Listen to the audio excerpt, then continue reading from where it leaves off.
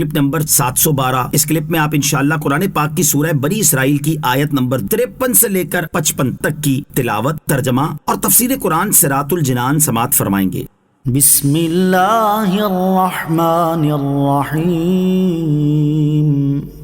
ترجمہ: اللہ کے نام سے شروع جو نہایت مہربان رحمت والا ہے۔ وَقُلْ لِعِبَادِي يَقُولُوا الَّتِي هِيَ أَحْسَنُ إِنَّ الشَّيْطَانَ يَنزَغُ بَيْنَهُمْ إِنَّ الشَّيْطَانَ كَانَ لِلْإِنسَانِ عَدُوًّا مُبِينًا۔ ترجمہ: اور اے حبیب آپ میرے بندوں سے فرما دیں کہ وہ ایسی بات کہیں جو سب سے اچھی ہو۔ بے شک شیطان لوگوں کے درمیان فساد ڈال دیتا ہے، بے شک شیطان انسان کا کھلا دشمن ہے۔ وقل، اور آپ فرما دیں۔ اس آیت کا شان نزول یہ ہے کہ مشرکین مسلمانوں کے ساتھ بد کلامیاں کرتے اور انہیں ایذائیں دیتے تھے۔ انہوں نے سید المرسلین صلی اللہ تعالی علیہ وسلم سے اس کی شکایت کی۔ اس پر یہ آیت نازل ہوئی اور مسلمانوں کو بتایا گیا کہ وہ کفار کی جاہلانہ باتوں کا ویسا ہی جواب نہ دیں بلکہ صبر کریں اور انہیں صرف یہ دعا دے دیا کریں، یہدیکم اللہ، اللہ تمہیں ہدایت دے۔ یہ حکم یعنی بہرحال صرف صبر ہی کرنا جہاد کے حکم سے پہلے تھا، بعد میں منسوخ ہو گیا اور ارشاد فرمایا گیا، یا ایھا النبی جاہد الکفار والمنافقین واغلظ علیہم۔ اے غیب کی خبریں دینے والے نبی، کافروں اور منافقوں سے جہاد کرو اور ان پر سختی کرو۔ اور ایک قول یہ ہے کہ یہ آیت حضرت عمر رضی اللہ تعالی عنہ کے حق میں نازل ہوئی۔ ایک کافر نے ان کی شان میں بےہودہ کلمہ زبان سے نکالا تھا، اللہ تعالیٰ نے انہیں صبر کرنے اور معاف فرمانے کا حکم دیا۔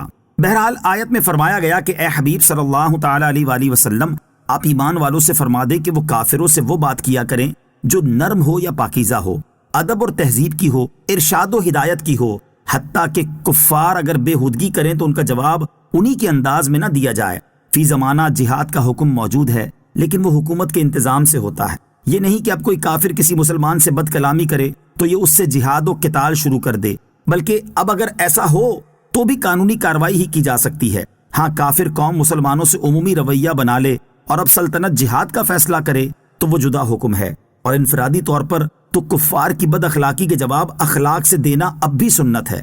ہمیں حکم ہے کہ دلیل تو قوی دو مگر بےہودہ بات منہ سے نہ نکالو۔ فی زمانہ اس حکم پر عمل کرنے کی سخت حاجت ہے، کیونکہ ہمارے ہاں دلیل سے پہلے گولی اور گالی کا رجحان بڑھتا جا رہا ہے۔ آیت کے آخری حصے میں بتا دیا کہ بد تہذیبی اور بدتمیزی شیطان کے ہتھیار ہیں، اور ان کے ذریعے وہ تمہیں غصہ دلواتا اور بھڑکاتا ہے کہ ترکی بہ ترکی جواب دو، جس سے لڑائی فساد کی نوبت آ جائے۔ یہ شیطان کی انسان سے دشمنی ہے اور شیطان انسان کا کھلا دشمن ہے۔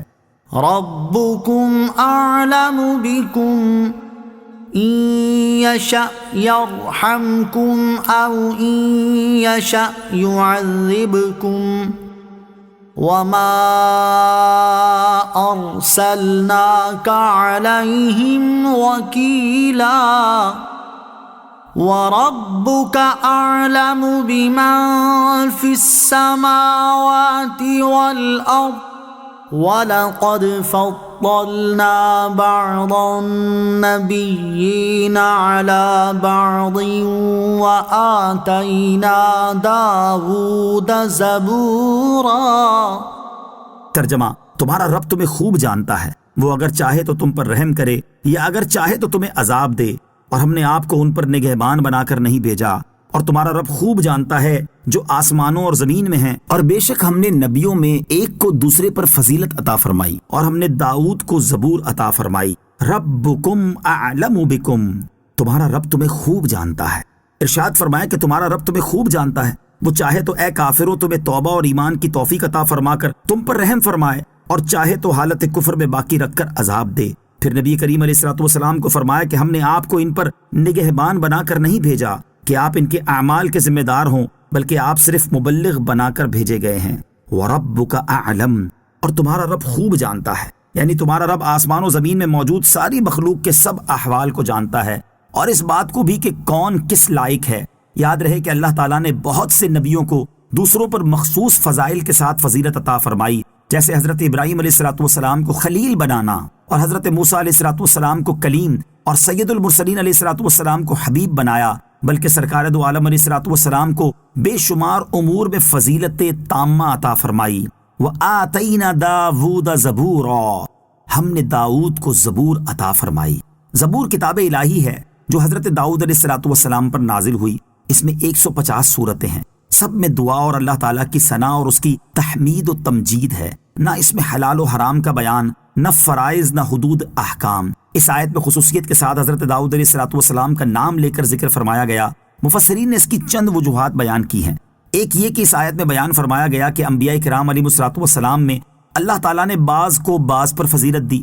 پھر ارشاد کیا کہ حضرت داؤد علیہ الصلوۃ والسلام کو زبور عطا کی، باوجود یہ کہ حضرت داؤد علیہ الصلوۃ والسلام کو نبوت کے ساتھ ملک بھی عطا کیا تھا، لیکن اس کا ذکر نہ فرمایا۔ اس میں تنبیہ ہے کہ آیت میں جس فضیلت کا ذکر ہے وہ فضیلت علم ہے، نہ کہ فضیلت ملک و مال۔ دوسری وجہ یہ ہے کہ اللہ تعالیٰ نے زبور میں فرمایا ہے کہ محمد صلی اللہ تعالیٰ علیہ وسلم خاتم الانبیاء ہیں اور ان کی امت خیر الامم۔ اسی سبب سے آیت میں حضرت داؤد علیہ الصلوۃ والسلام اور زبور کا ذکر خصوصیت سے فرمایا گیا۔ تیسری وجہ یہ ہے کہ یہود کا گمان تھا کہ حضرت موسیٰ علیہ الصلوۃ والسلام کے بعد کوئی نبی نہیں اور توریت کے بعد کوئی کتاب نہیں۔ اس آیت میں حضرت داؤد علیہ الصلوۃ والسلام کو زبور عطا فرمانے کا ذکر کر کے یہود کی تکذیب کر دی گئی اور ان کے دعوے کا بطلان ظاہر فرما دیا گیا۔ الغرض یہ آیت سرکار دو عالم علیہ الصلوۃ والسلام کی فضیلت کبریٰ پر دلالت کرتی ہے۔ فارسی کا ایک قطعہ ہے، ای وصف تو در کتاب موسیٰ وے نعتے تو در زبور داؤد، مقصود تو ای زی آفرینش باقی بطفیل تست موجود۔ اے وہ ذات جس کی شان موسیٰ علیہ الصلوۃ والسلام کی کتاب میں موجود ہے اور جس کی نعت حضرت داؤد علیہ الصلوۃ والسلام کی زبور میں بھی ہے، مخلوق کی پیدائش میں اصل مقصود آپ کی ذات ہے اور باقی ساری مخلوق آپ کے طفیل ہے۔